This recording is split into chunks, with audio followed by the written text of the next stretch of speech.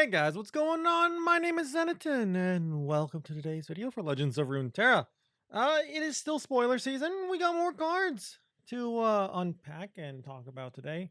Honestly, nothing too special. No champions today, sadly. I feel like we'll probably get a champion soon, though. Probably Malphite, in all honesty, because of the spoilers today. But as for these spoilers that we have seen today, in my opinion, none of them really stand out too much to me in terms of power level or anything crazy. But, let's talk about them anyway, because there is still some stuff to talk about with them. So, let's look at the cards. Okay, we have 4 cards today. Not that many cards today, only 4 cards. 2 of these cards on screen are created from 2 of the other cards, so there's really only 4 cards to talk about.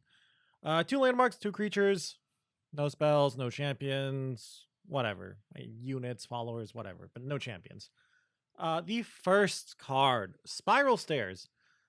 It is a 3 mana landmark that says countdown 3, create a Seed of Strength in hand. Seed of Strength is on right below it, and it says it is a 0 mana slow speed spell. It also has fleeting. To grant an ally +3/+2 and overwhelm. This card I don't understand. I don't get it. Why? Why would you play this card in my opinion? The issue is, in my opinion, if this was in pretty much almost any other region except for I guess maybe Noxus because they have might, but pretty much any other region besides Targon, maybe this would see play. But specifically because it's in Targon, I don't know why you would play this spell. And the reason is simple. Zenith Blade. Why would you play Seed of Strength when Zenith Blade exists? The only way I see you playing Spiral Sailors over Zenith Blade is because you care about landmarks. So what? Does that mean you're playing Talia? Does that mean maybe you want to hit X amount of landmarks being played or something and you are playing Malphite and you're not in like Shurima or something? Like, yeah, maybe Malphite cares about this. Because sure, I guess like yes, Zenith Blade is only +1/+2 instead of +3/+2. But let's look at Zenith Blade's strengths compared to Spiral Stairs. You're paying the same exact amount of mana. However, it takes 3 turns for the countdown to occur to get the Seed of Strength. Sure, you can argue, well, you can speed it up with some of the other countdown cards. Yes, of course, but ignoring that.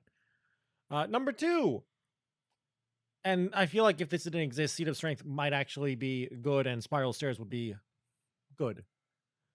Fleeting. Fleeting on Seed of Strength is so bad. Let's say you just don't have anything on the board or you don't have anything good on the board you want to buff. Like, sure, you can throw away the buff on something like, let's say, I don't know. You have a, literally anything small like, I don't know, a Sparklefly would be good to buff with this.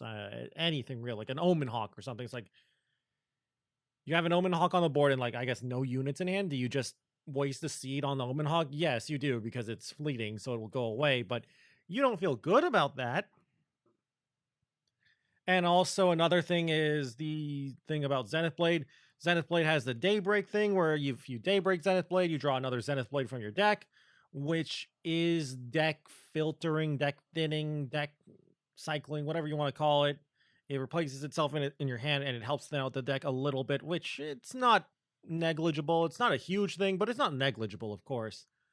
Basically, a buff that replaces itself is pretty decent. Being able to just Zenith Blade anything like a Eye of the Dragon or a Mountain Goat or a Sparklefly is pretty nice. It gives you something to do with your mana, and it helps remove certain cards from your deck to make cards like Deep Meditation better, I guess, if you're playing that.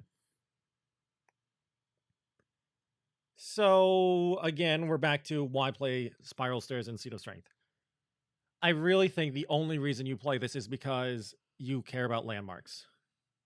Maybe, I don't know. I was about to say maybe if you want to try and level up Zoe, because it is technically 2 different cards with different names for Zoe, but I don't think you would play this even if you're trying to do that, because that's just too slow. I mean, it's like it's slow and Zenith Blade. Zenith Blade is really, we're going back in circles, and it's just Zenith Blade. Zenith Blade is the main reason why I don't think Spiral Stairs will see playing constructed. Unless, of course, like this gets a buff or Zenith Blade gets a nerf, of course, but I doubt it. Or of course, if more landmark synergy and landmark matters cards are printed, then and you still want this effect, but you don't want to play Zenith Blade in your deck, but you want to play landmarks instead. Sure, I can see that. Anyway, though, enough of me basically taking a dump on Spiral Stairs. I like the art though, and all these cards. All these cards have pretty sweet art. Just a little positive thing there. But anyway, next card. Rockfall Path. Another landmark. 2 mana landmark. Countdown to obliterate the weakest enemy. And yes, I know, haha. The real text says like countdown to obliterate an enemy spider. Sure. I actually think this card is decent. Not strong and not OP, but decent and maybe playable as a 1 or 2 of in a landmark matters deck. And before you say, well, streamer, does that deck even exist? I don't know. This deck or this card is okay as a card to copy with Talia as well. So there's another thing. Sure, Talia is literally the worst champion in the game right now, but of course, landmarks make you think of Talia. So, we'll talk about Talia. I kind of like this card because one, if you're going against a more control-y deck with less units, this pretty much just kills their 1 unit on board. And you might say, well, they can play a unit before. They'll play like, I don't know, Omen Hawk or something. But then the idea is like you'll kill it yourself, or like I don't know, Avarosan Sentry. But then you'll kill that small thing to try and kill the big thing. Like let's say you're against Trunda Lysandra and they have like a Lysandra on the field, and then they use Vile Feast to ping literally anything, even their own Lysandra, to get a spider to eat the Rockfall Path. The idea is you would then kill the spider yourself, leaving only Lysandra, and Lysandra would be obliterated. That is the plan. I feel like it's easier said than done. That requires a lot. And at that point, I feel like you are just better playing other removal. Now, it is in Targon. This is a Targon card, and Targon is a little lackluster in terms of removal. So I guess for all of the more like Targon centric, more mono Targon Allegiance decks, they might play this because those decks are lacking in removal, and they don't really have that much removal. In all honesty, they don't really try to remove units too often, which is a big weakness of theirs. They have like what, Diana, and that's kind of it. So in that deck, maybe, but I don't know. I might be overrating the card, but I like the card, and I will definitely try it. I do think it is constructed playable, unlike Spiral Stairs, which I think is not playable at all in constructed. Next card. This card's kind of boring. I don't really know if there's much to talk about with this. Earth Elemental. First off, does this imply there are other elementals we'll get in the future? Probably. But Earth Elemental, 4 mana, 3/5 with Overwhelm. Meh. Once you've summoned 4+ landmarks this game, grant me +3/+0, so it becomes a 6/5 with Overwhelm. Meh. I mean, it's like, okay. So for a 4-drop, what do you want in the stat line? Like 4/5s, 3/5s? Those are decent stat lines. So it's a decent stat line, I'd say, right? Okay, but the problem is, especially nowadays in Runeterra, um I think a decent stat line is not enough to be a playable card. Sure, we've played things like Badger Bear back before it got nerfed, which was a 3 mana 4/4 before it got nerfed. But I just don't think a 4 mana 3/5 that can maybe be a 6/5 in the late game is good enough for constructed. Because this thing's not going to really get its activation. It's going to +3/+0 until around maybe like turn 5, turn 6 at the earliest. You could argue like maybe turn 4 on the same turn you played it can be active already, but those are like, that would be really weird, and you'd have to have a really specific hand in a really specific deck to activate this on turn 4, and the payoff for turboing out the activation is not worth it. You're only getting a 6/5 with Overwhelm.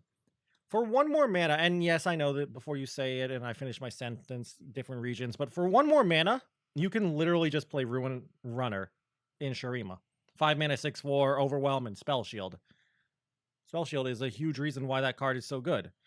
Without, like, I guess this card's a little bit tough to remove as well, even though it doesn't have Spell Shield. 5 health is a lot of health. I just don't see, like, a deck that wants to play this. Maybe there is some kind of weird Targan aggro landmark deck that Malphite is played in, like some weird Talia Malphite landmark aggro deck or even just tempo deck, but even then I don't think this will be enough. Maybe Malphite's just that nuts and you will play Earth Elemental anyway. I don't think so. Anyway though, next card. Blue Sentinel. I like this card. I don't think this is good enough for constructed because of a lot of reasons, which I'll talk about later, but I like this card. Blue Sentinel is a 2-mana 2/3 with Last Breath, summon a Crest of Insight. Crest of Insight is a 2-mana landmark that says countdown 1, get an extra mana gem this round. So basically, the turn after Blue Sentinel dies, in other words. I like it. I don't think it's strong or it's even OP or anything, or it's even like maybe necessarily even constructed playable, but I like the card. It's interesting and it's kind of unique. It's like a temporary ramp turn, in other words. Now, I've seen some people say, like, oh, this is great for a Zoe Lee deck. Eh, I see what they're saying. Like, yeah, sure, ramping for one turn in a Zoe Lee deck's not terrible. Like, any deck would love to ramp temporarily for one turn, but you kind of have to make use of that mana, I feel, or else you just played a 2-mana 2/3 that didn't do anything. And of course, again, like all these other cards, landmark matter cards and decks might play this card, of course, but we don't know if those cards or decks will be a thing. And I've seen some people be like, "Oh, this is a great card for control-y decks in Targon." I would agree, if not for Targon already having good 2-drops. The 2-drop slot for Targon is pretty good already. Like, what do we have in Targon right now for 2-drops that are good and playable? Mountain Goat for one. That is probably maybe not the most played, but probably up there. Sparklefly, the 1/2 for 2 that has elusive and lifesteal.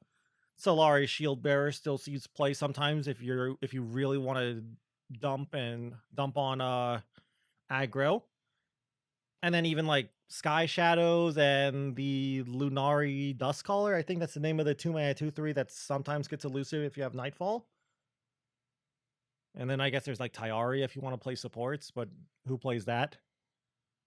I'm probably missing like one or two as well, but all of those are really decent 2-drops.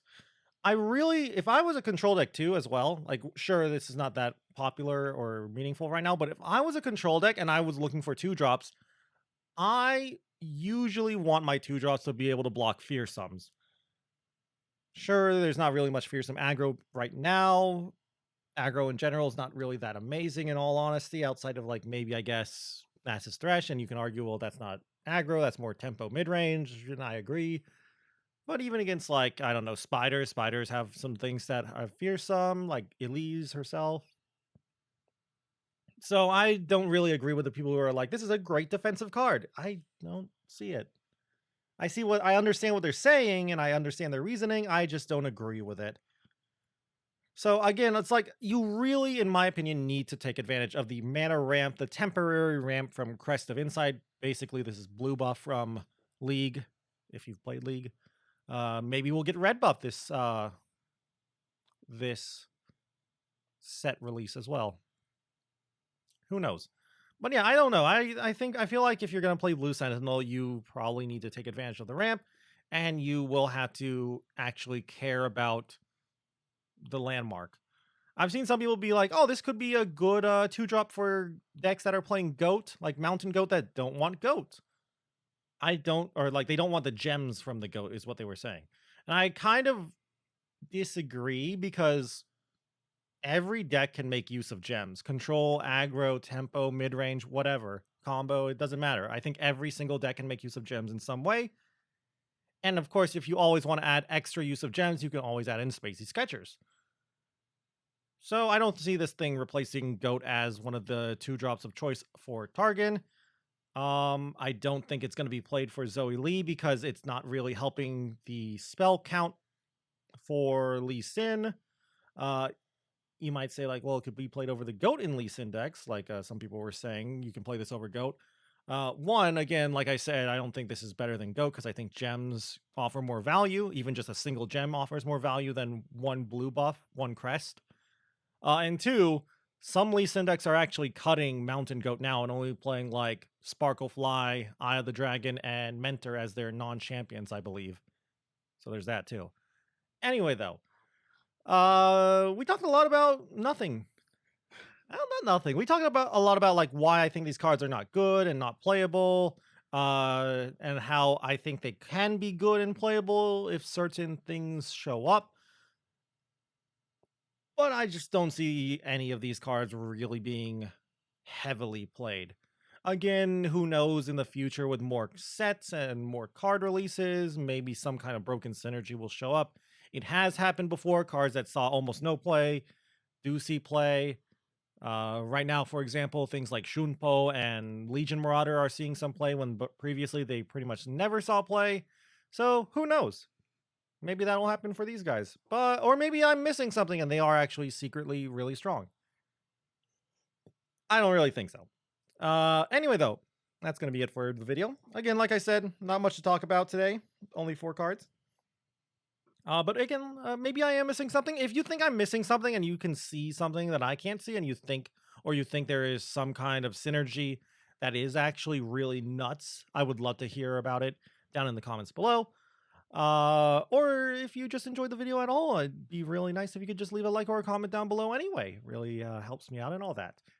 If you also want to keep up with the Runeterra content, you can always subscribe to the channel. I would love it if you could. It always means a lot to me. And if you want to watch me play some Legends of Runeterra, you can always go and check me out over on my Twitch account, over at twitch.tv/Zenington. I play Legends of Runeterra pretty much every single day. Anyway, though, with that all said and done, thank you all again once more for watching this video. And until I see you guys in the next one, bye.